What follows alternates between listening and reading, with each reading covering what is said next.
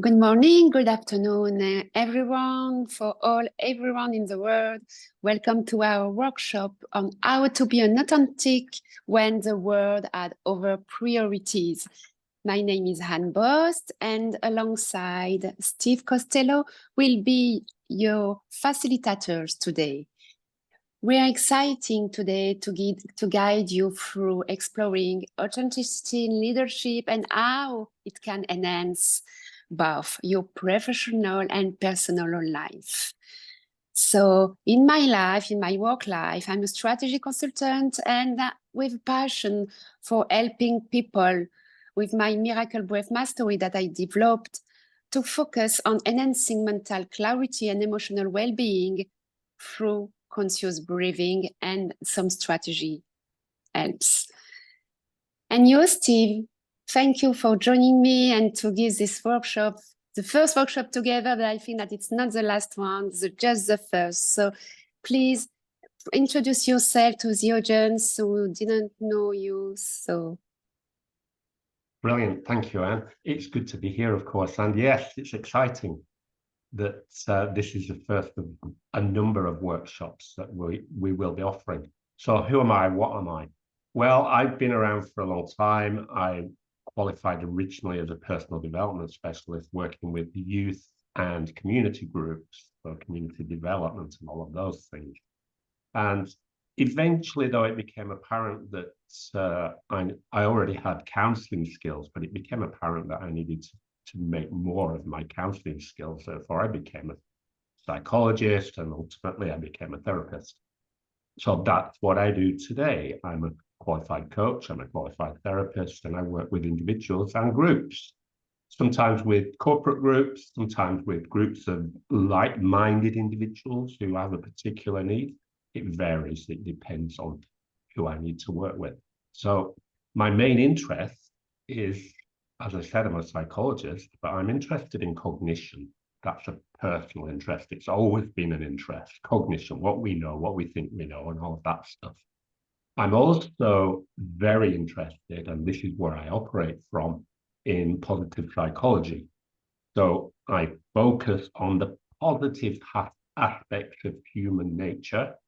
That doesn't mean to say I sit around telling people to think positively, think positively, think positively, because we all know that that doesn't really work. But we use the positive aspects of ourselves, our beings, to focus on the things that challenge us. So it's a win-win all around. So today, talking about leadership, talking about authenticity, talking about values, connection, and all kinds of things, we can use positive psychology to look at some of those issues. Now, watch out for questions. I know Anne's good at throwing questions around, and I know a couple will come my way, but I like to throw questions toward the audience as well.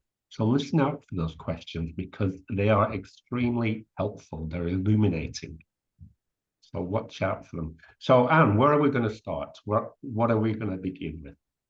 So I just first recommend to encourage you, everyone, to participate actively, ask questions and share your insight throughout the session. Because more you ask a question, more you have the answer to asking you more questions, and it's a very powerful effect for your well-being and for your leadership. Defining authenticity, I want to introduce that first, Steve, if you agree with that. Because exploring authenticity in leadership, it's very important to make a short reminder about what is authenticity in leadership. Yep. Absolutely. Would you like me to do that? Shall I? Yeah, sure. I love this subject. So being an authentic leader, you could say authentic leadership is a style. It's a style that we adopt in our leadership. And it should emphasize things like genuineness, being genuine, transparency. People can see who you are, what you are, why you are, and all of those things. So transparency is important. And that we should also be ethical in the way we operate. So we need to think, what does ethical mean in the industry that we work in? What do I need to do to be ethical in my industry? So we need to think about that stuff. And authentic leaders are generally self-aware. They're aware of who they are, what they are, why they are. They're genuine people. Quite often they're driven by mission. They've got a mission. They know what their mission is. It's very, very clear to them, and they're driven by that mission. And they're very good at taking people with them and educating people and helping people to understand what it's all about. And yeah, sure, they're focused on results. If you think about it, all leaders, good leaders especially, need to be focused on the results. And they need to be true to their values and true to their beliefs. Now, sometimes that is challenging, but those things matter a great deal. And they're also very authentic leaders are very good at building honest relationships, open relationships. They're usually approachable. So they don't shout or block you out if you've got a good idea. They're happy to hear your good idea. So that there are a lot of elements to authentic leadership. It's not just one thing. It's a whole load of things put together. And it's true that some of us have certain aspects of it very, very well developed, whereas there are other aspects that we may need to be working on, that we may, I lose my words, we may need support for. And that's okay, because at the end of the day, we're human beings. We're not machines, we're people, we have feelings. So we need to think about self-awareness. How aware are we? We need to think about transparency, because we're expressing our true thoughts and our true feelings. We're not expressing things that are false, that we don't really believe in. That's not helpful. So, Anne, well, how does that fit with your thinking? My thinking about authenticity, I will share this former CEO of Starbucks, who consistently aligned his business strategy with his values, such as a community involvement and employee well-being. He's very committed on that, and that's a powerful example of success in the world. The authentic leaders are transparent, as you say, honest and consistent, and they don't pretend to be someone they're not, which builds trust and respect among their team members. And authenticity and challenges to authenticity, there are a lot of pressure to conform, and leaders often face pressure to conform to corporate norms and expectations, which can be at odds with their authentic self. And it's difficult sometimes when you are some exigence about norms of your corporate to be yourself. But when we talk about that, it's for me important to talk about communication. Authentic communication. If you share your insights, you share your ideas with your authenticity, the other will share with his authenticity with you. It's both exchange, and when you are authentic, the person just in face to you is authentic as well. You cannot play a game with an authentic person, because we feel that. So fear of vulnerability, authenticity requires vulnerability, which many leaders find challenging. And be vulnerable is not a weakness, it's a strength for me. Can I ask a question for the audience?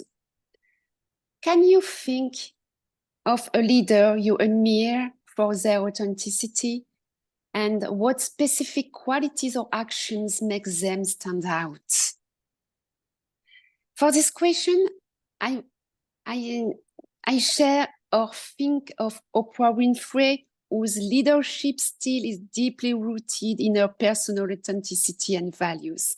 So maybe you have around you, or in the social media, or in the information about a leader you admire. We all have a leader that we admire. So my first question for the audience, that's it. Because if you know a leader that you admire, you have a good example for you. Yeah. To copy. Yeah. There are, in my world, I have a lot of examples, and I'm not going to share them all now because we really don't have time for all of that. I'm sure. But a good idea is to pick up some biographies. Richard Branson wrote an amazing biography, and that really does show that guy's authenticity. And also it's good to read, and some of it is really funny. So it's entertaining as well as educational. So it's worth reading that book. So that's just my recommendation. But I was thinking about what are the benefits of authentic leadership? Now, for some people, that's going to be fairly obvious. They'll be able to rattle all these benefits off without much thought. But I just want to share a couple. If there is an authentic leader, that authentic leader will have trust and credibility from the organization or the team they work with. So trust and credibility stand out. They're great at engaging and motivating people. And it's noticeable in teams. When I go into work with small teams, I can always tell what sort of leadership they have. Always. It's amazing, isn't it? Now, don't be scared by that, because I'm not going in there to analyze people, but I can always tell if they have an authentic leader or not. It really does stand out. And the organizational culture as well. People's values are respected. Sometimes there's got to be a balance of values, and it gets a bit tricky, doesn't it? But it's hard to balance values and company culture sometimes. But where an effort is made to do that, people are genuinely happier. And what happens when you've got happy people at work? You've got better productivity. So it's a win-win. It's quite almost, as I put it, stupidly simple, but sometimes it does get missed. Can we think for a minute about values? Because values make a difference. Sure. Core values. If you think anybody out there who's listening to this, have you ever been in a position where your values have been put to the test? Or worse than that, where your values have been ignored? How do you feel when that happens? What happens to you? Are you motivated? Are you happy in whatever it is that you're doing? Just think what happens about values. So, Anne, what sort of values do you think matter when we're talking about leadership and authenticity?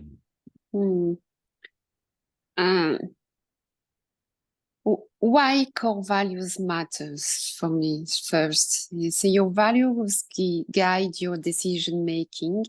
When you're clear on your values, you can make decisions that are aligned with who you are.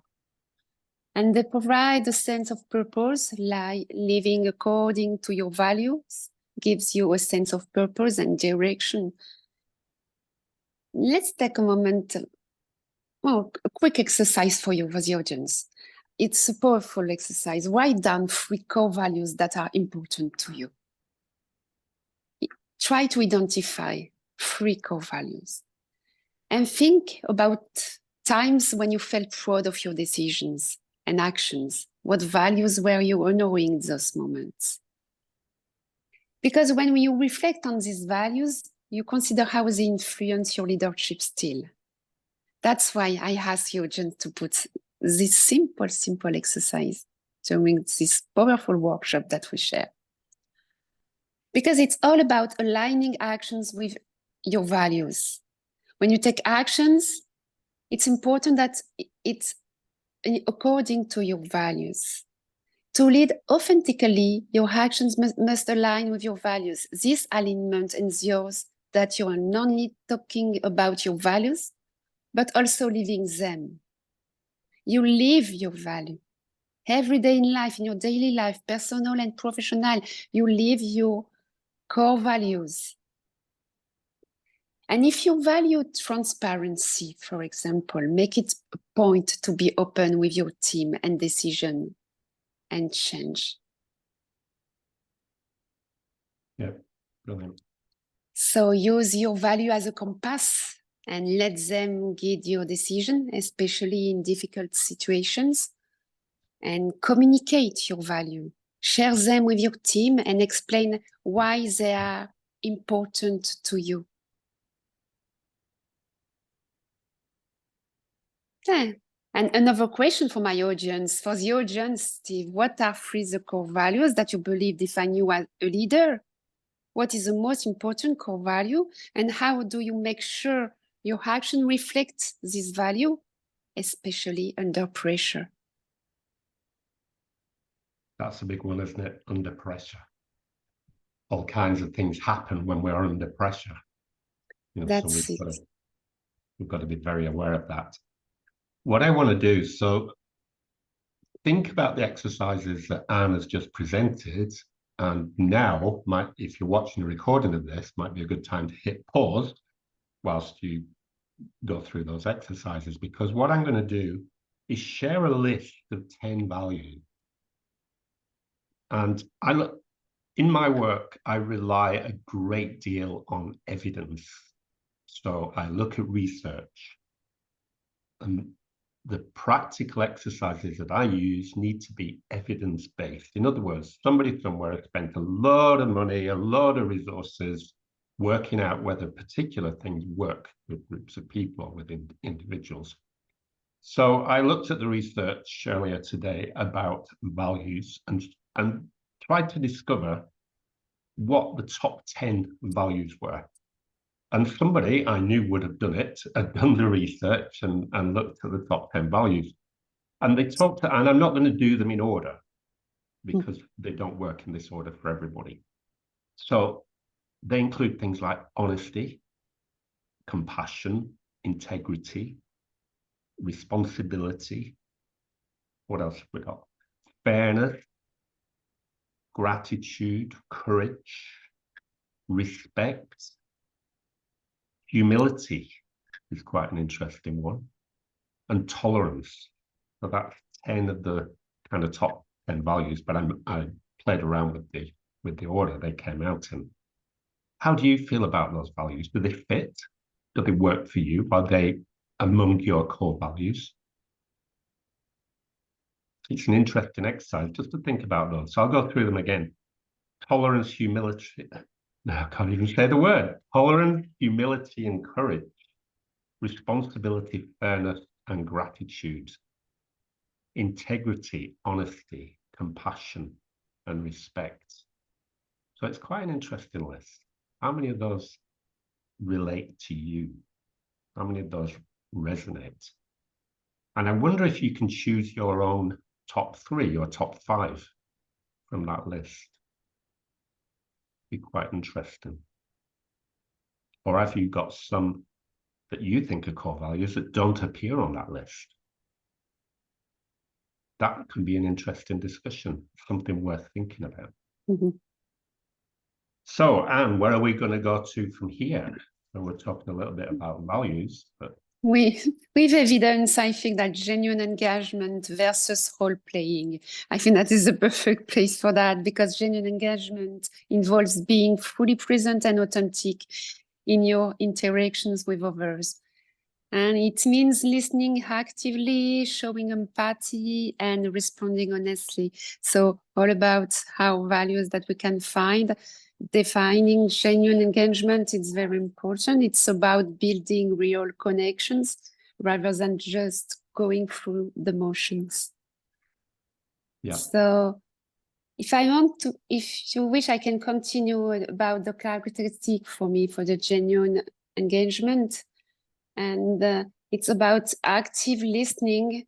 And active listening, it's paying full attention to what the other person is saying without planning your response while they're talking.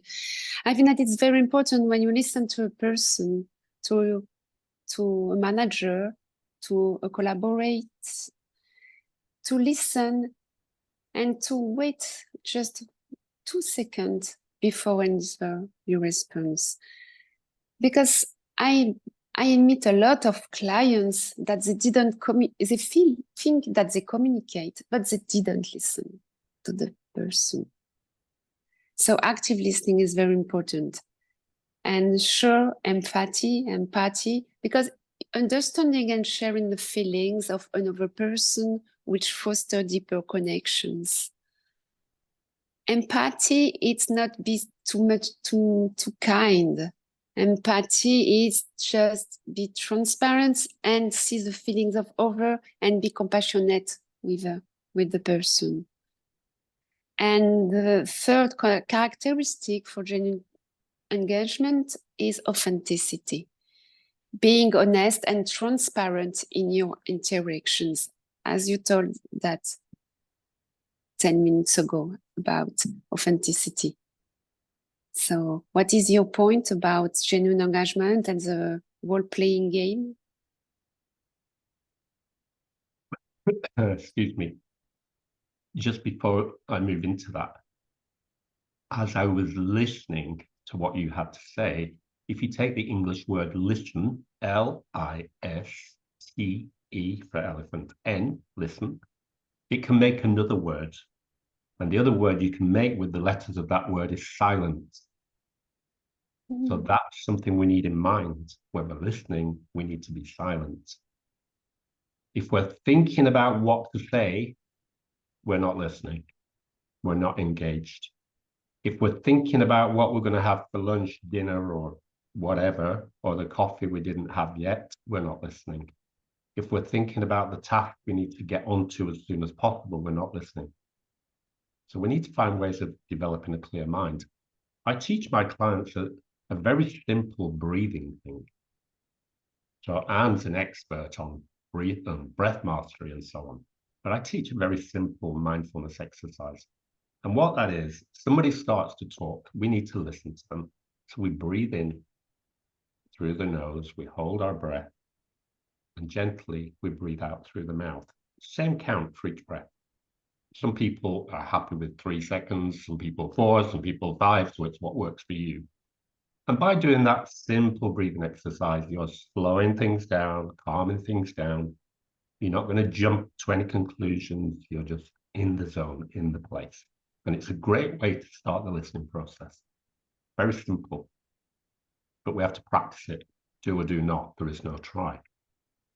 Okay, so let's think about breathing to help us to listen. It's powerful. If you need more information about breathing and breath mastery, talk to Anne.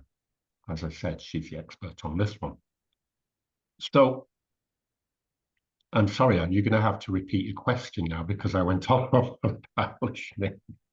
No, that's okay. It's okay. Thank you for introducing me by my breathing mastery. But and we talk about genuine connection, and I see a lot of problems issue with the role playing or acting a part can lead to shadow interactions and a lack of trust, and it often involves saying what you think over what you hear rather than what you truly believe.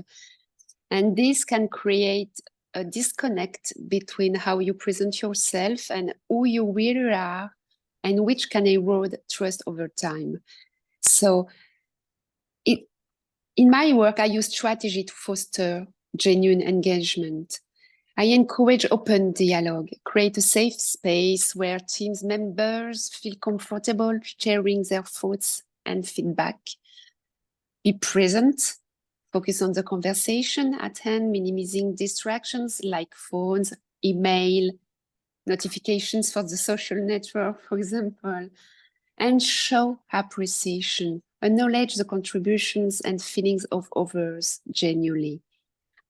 If you use this strategy, you foster genuine engagement in your leadership. A question suddenly for the audience. Can you recall a time when you felt genuinely engaged in a conversation or meeting? And what made it feel authentic? Because sometimes you feel authentic. I'm sure we all have this authenticity inside us. And what steps can you take to encourage more genuine engagement in your team? we are here to support you. So if you have any question, any comments, any who need help, we are here to help you answer this question, because I know that's this powerful question, but it's not easy for sure to answer this question the first time I ask them. Yeah, some of the questions are indeed quite difficult, they're quite challenging, but they're questions that are worth answering. Yeah. We need to be honest with ourselves. We need to be aware of what's going on in here, and so on. We need to be aware of all that. Because one of the things that does hinder authentic leadership is a lack of self-awareness, or only a partial self-awareness, for example. It doesn't need to be a complete lack. So it's one of the things. Another thing that was coming to mind, Anne, as you were talking, and I was kind of switching off from my thinking because I wanted to listen to you, is this idea of actors and players. It's very obvious when a leader is genuinely engaged in what's going on within a team. It stands out a mile. I mentioned this earlier. We can see it from quite a distance. But quite often in leadership, we see people who are not quite so genuine. They're acting out a role. I am the manager or whatever I happen to be, and I'm acting the role. I'm not really being myself whilst I'm acting this role. So there is a question in that. Are you acting, or are you genuinely playing? Are you genuinely part of what you should be a part of? Or is there a little bit of role playing going on? We shouldn't be role playing. I've had experience of working with a manager who is role playing, and it's not the best experience. And also, it didn't make for the best of teams. That particular team was hard work because there was no cohesiveness. So we need to think about those things. So the manager needs to be aware, because a lack of self-awareness hinders. We need to think about our behavior. Is our behavior consistent? Or do we switch between acting and playing? Because that sometimes shows an inconsistency if we're switching around all the time. And of course, that's not very good for us either, and not good for our teams. But sometimes, to be fair, there's external pressures flying in that do force us to sometimes act a particular role.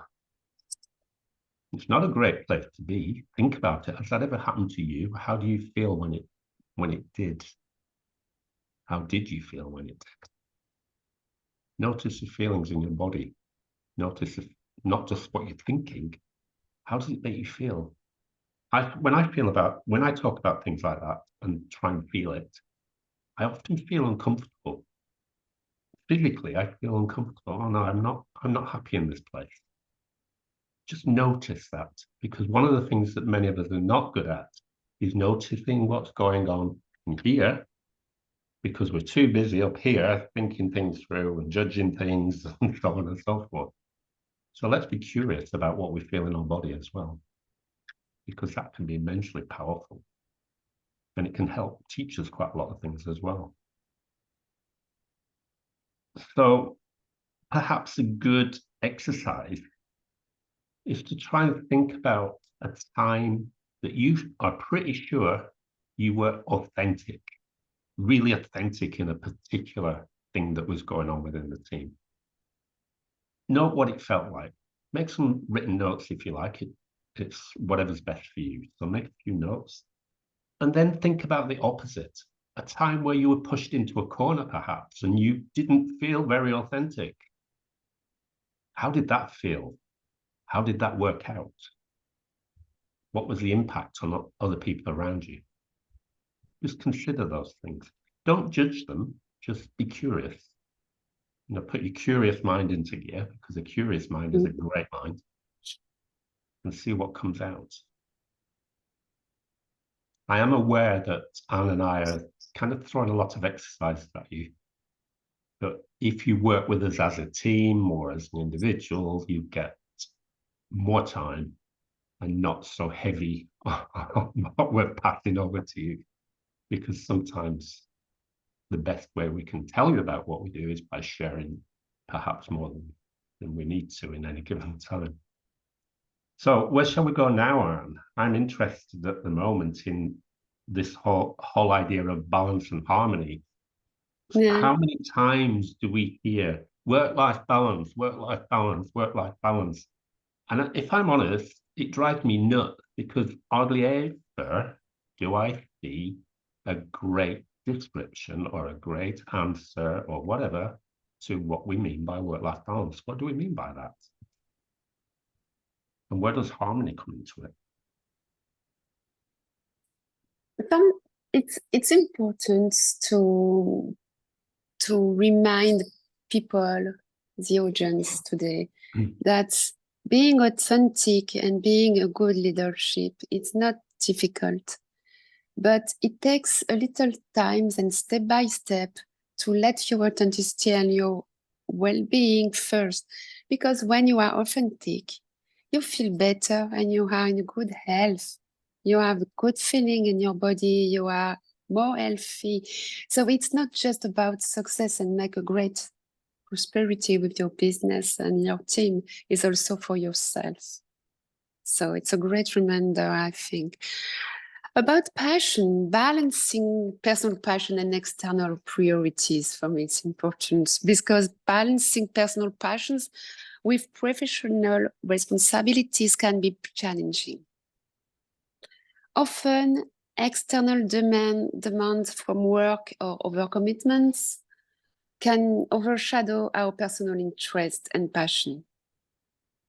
And however, neglecting our passions can lead to burnout and a sense of unfulfillment. So, importance of personal passion first, provide a sense of joy and fulfillment outside of professional achievements. They can also bring creativity and energy to your professional life. For instance, if you're passionate about painting, reading, spending time, it can refresh your mind and provide new perspective that benefits your work. So it's all about strategy for maintaining passion. Schedule time for your passions, just as you schedule meetings and tasks. Block out time for activities you love. Integrate passions into your daily routine. Find small ways to incorporate your interest into your day, such as taking short breaks to read or practice a hobby, golf, tennis, reading, and set boundaries. Clearly define your work and personal time to ensure you're dedicating time to your passions. Let me share with you a simple exercise to reflect on your passion right now. Think about a passion or a hobby that you've neglected due to work or other responsibilities.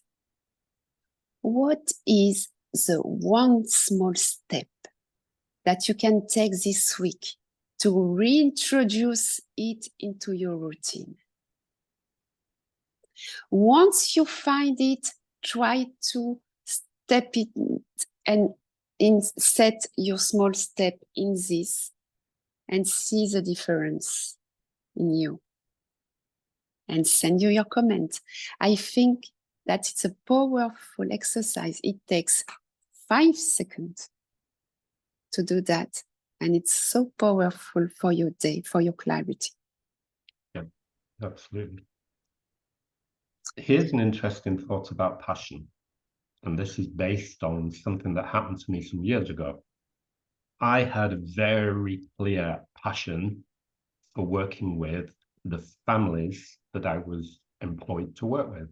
And I was very passionate about it. It was the place I wanted to be. I knew I had lots to offer. I had the tools and the experience and the academic training, blah, blah, blah, blah, blah. So I had all of that stuff. Therefore, I was passionate. I felt great. To go to work was a joy. It was fun. But then pressure started to mount. and it was pressure from the organization. It was pressure that didn't always match my passion, or it was pressure that didn't always help the people I was working with. There was lots of external pressures coming in, affecting my passion. So I was fighting these. My passion was being diluted because of all the extra add-ons that were pushed my way. Eventually, I did crash out. I burnt out.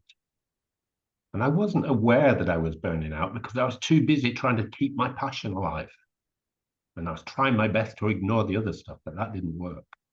So I got sick. And that all started because of passion. And because of the way my passion was severely challenged. Anne's right. What is your passion? What are your passions? There's another exercise that's quite handy. It's I call it a passion map. So I tend to draw this. I like doing kind of cloud diagrams. This is one of my learning styles. So I would draw a lot of cloud, and in each cloud, I would write down my passions. So one of my passions is riding mountain bikes. So it would be mountain bike. Another passion is helping people. So it would be helping. You know, so you keep it simple. You're not writing an essay. It's just single words. And then what I would encourage people to do, so you draw out this passion map, is then to brainstorm ways to integrate your passions more fully into your daily life. You know, it's like there's a saying in English, a dog's not just for Christmas. Well, a passion isn't just for good days. A passion should be for every day. Because our passion makes us buzz. Our passion helps us to be authentic. So how can you integrate your passions into your daily life? What sort of things can you do? It's similar to the exercise Anne presented just now. It's a variation that some people might find helpful because you get to draw the pretty pictures if you do it that way. You don't have to do it as a list, you know, so it can be quite useful. So passion is something that matters massively, but we have to be aware that sometimes the organization can challenge our passion because the organization has needs too. And sometimes there's kind of a mismatch, a lack of alignment, and we need to seek that alignment if we possibly can. So now where to? Passion is necessary for me, for a leader. Be passionate. Love what you do, your work. And you will see the difference in your team. It's not about do the work to have more money, to have more success. It's about your passion. Be passionate about what you do. It's the most important things for me to succeed in life, both personal and professional way. But passion, I have a passion map to one that I use with my client. And I know that it's not easy to answer the passion first because I ask a lot of questions about that. But all passion starts in your childhood. We all have a passion during our childhood and we forget because we have a lot of wrong things, wrong limited belief that we say that we cannot use this passion as a work. But it's totally fake for me. It's wrong. Your passion is definitely your way to work. Even if it's a hairdresser, even if it's a buyer, even if it's a lawyer, you need to use your passion and make this passion your work and be committed to your passion and use in your daily life. Yeah. So it's more than be a passion or hobby. It's different. Be passionate, a passion and a hobby. Your passion is a commitment to your work. It's very important for yourself. And as you say, Steve, I think that when you clearly define your passion, you take a small step for your well-being, you take the first step for clarity, you take the first step for empowering your team. And at work, definitely when we just have a look at the leaders who are very successful today, they manage their team with passion with authenticity, with core values that they have, and they follow their way with their value, with their authenticity. And it's a long way to live. So a powerful question and exercise that we have, and we love Steve and me share our insight and how we can help you to find more evidence about that. Even if you are very busy at time, for many leaders, we are so busy, we have no time for do that. Think just about 1 minute in your day, what it brings you more clarity, just an exercise. Try an exercise just to do that, just to see what happens. So one of the things I like very much to share with my clients and on in my program, as quite a big program, they're what I call secret assignments. So I share an exercise that can be done in anywhere between 10 seconds and a minute. And nobody notices that you're involved in some little exercise that helps, for example, to clear the mind. So those things are really positive, and they help. They help busy people to stop and reset. Because sometimes that's all we need to do. We just need to stop and reset. So ask us about those things. We do share those things. We don't really have the space to do it now. But one of the things that's been coming up for me as we've been talking now is all this thing about relating to evaluation. So as a manager, it's quite common that we are expected at some point in our work to evaluate the people who work as members of our team. Well, my argument is that if we're going to evaluate other people, we need to know how to evaluate ourselves. And a word we need to take away from evaluation, although it sometimes does creep in a little bit too much for comfort, is the word judgment. Evaluation does not mean judgment, although sometimes we're forced to judge certain things. So we need to think about self-evaluation. So how can we self-evaluate? Some people are quite good at it. They can sit down, make some notes, do some thinking, and they can evaluate their practice quite well. But other people are challenged by the whole idea of self-evaluation. So one of the things that we can use is something that's been around for years. It's been around for so long, I can't even remember who wrote it in the first place now. And it's this thing called a SWOT analysis. So think about your strengths. What are your strengths? Make a list. Don't analyze it. Don't beat it to death. Just make a list. What are your strengths? What are your weaknesses? What opportunities do you have in your life currently?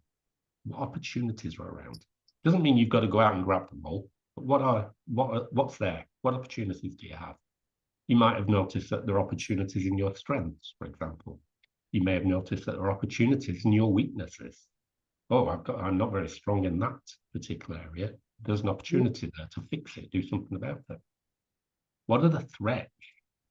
Is it the workplace culture? Is it the fact that you're not motivated to develop more strengths or develop some weaknesses that could become strengths? So what are the threats that are around? So that's a simple SWOT analysis. If you want detail about this, you can ask us or Google it. There's loads of information out there, no doubt, about SWOT analysis, because like I said, it's been around for a very long time. So by doing a SWOT analysis, you will gain some insights. And with those insights, turn them into action plans. Okay, I've got the insights. What am I going to do with them? So as I said, that's a fantastic exercise in self-evaluation. And if you can evaluate self, it becomes easier to evaluate other people and to get them to evaluate themselves too. I think back to my school days, even university. Okay, when I trained to be a psychologist, it was a little bit different, but earlier than that, I wasn't massively encouraged to self-evaluate. There's loads of evaluations done at me by teachers, lecturers, and so on and so forth. but I wasn't massively encouraged to self-evaluate. And it really is a powerful thing to be able to do. And it helps with what we've been talking about all the way through, helps with our authenticity as well. So authenticity is a very busy subject, isn't it? It's a very busy subject. So think about evaluation. And how do you feel about evaluating you? Yeah, you're right. I listened to you and I totally agree with you. And by understanding yourself better, you can lead more authentically and align your actions with your true self. So enhances self-awareness, helps you understand your motivation, emotional triggers, and decision-making processes, promotes continuous improvement, identify areas for growth and development, and increases alignment with your values, ensures your actions are consistent with your core beliefs. Because effective self-evaluation gives you feedback, how to react, how to collaborate and communicate with your team. You can use a method, a test to use for self-evaluation in your leadership role and see how do you ensure you're getting honest and constructive feedback from your team. It's important. Sometimes I ask a leader to say, can you share an instance where self-evaluation led to a significant change in your leadership approach? Because sometimes they don't see the change that's the trigger with the change of behavior, the change of acting, communicate, but they create a connection with their team. They connect, foster trust, improves communication, enhance team cohesion, and it helps us to when you have conflict to solve. Genuine connection makes it easy to navigate and resolve conflicts. So foster team building activities, show appreciation, create open channels of communication. It's all about strategy to strengthen connections. And you can use also a connection mapping exercise that I use. When I work with my clients, I use a connection mapping exercise. It's just a question for you, and I will tell you more if you send me a message. But think about your team members and how well you know them beyond their professional lives and roles. Write down the names of your team members and not one personal detail you know about each of them. And after, you take another paper and you identify gaps where you could improve your connection with certain individuals. Because sometimes you don't see one person just behind, a computer. You don't see it. And this person has the perfect skill, the perfect role to play just behind you, just next to you, but you don't see it. You don't see. And I think that when I visit some leaders in society, in firm, I see a lot of people who are not at the good place.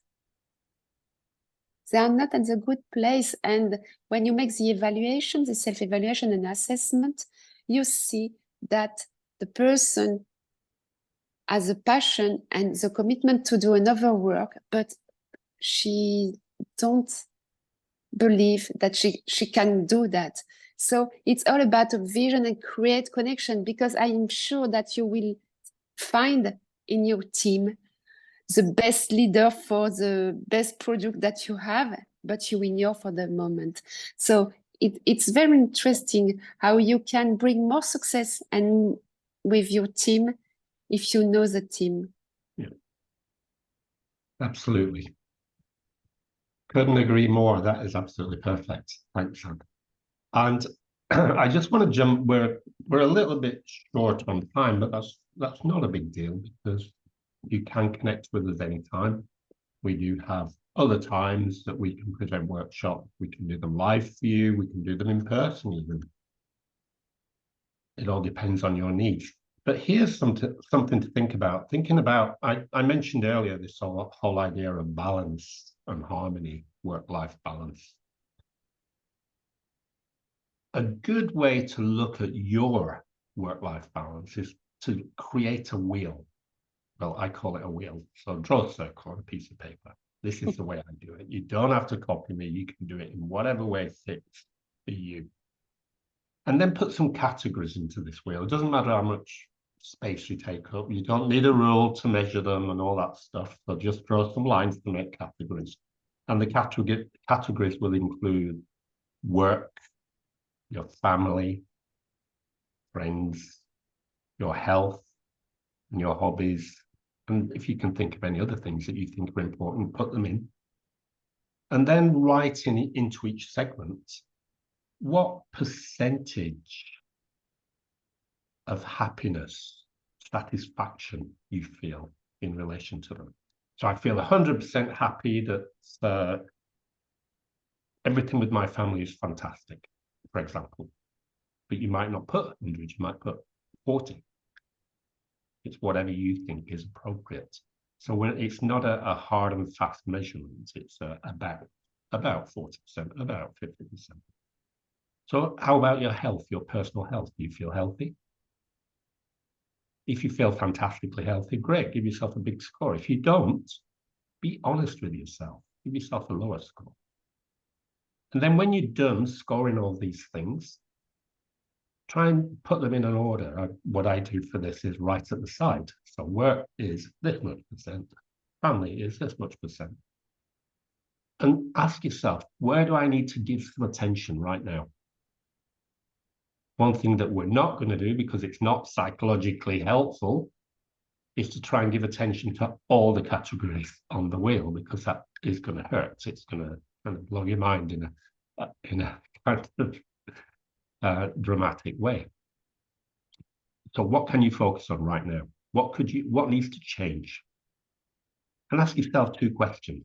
What will happen if I do change this? And try and imagine the answer.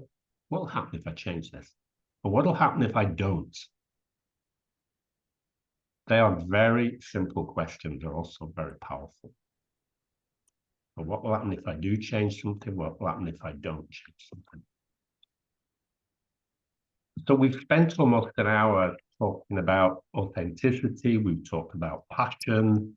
We've talked about the attributes that go with an authentic leader. We've talked about evaluation, self-evaluation, evaluating other people. We've talked about what it's like to be an actor and a player.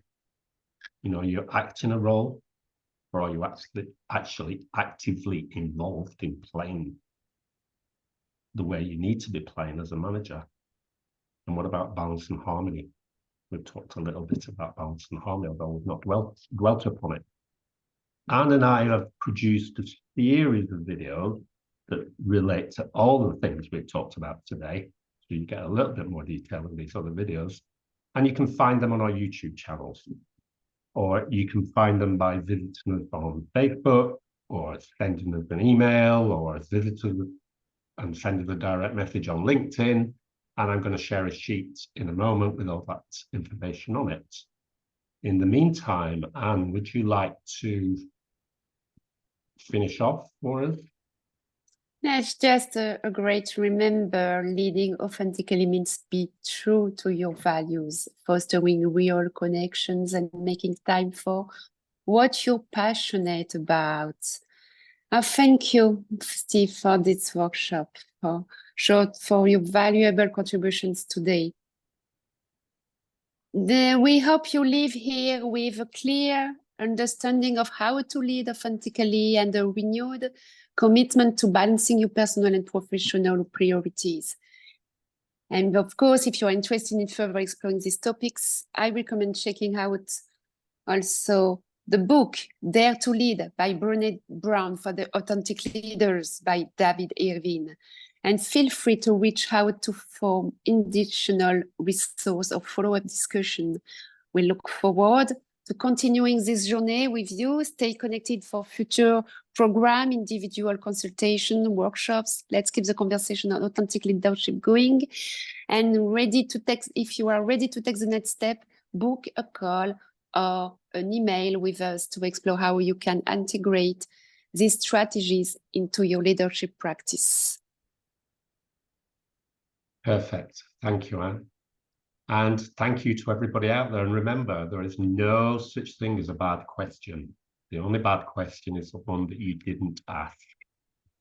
So ask the questions, you will get a response from Anne or I, or even both of us, who knows. Take care, everybody. We'll see you again soon, I hope. That would be really nice. Bye-bye.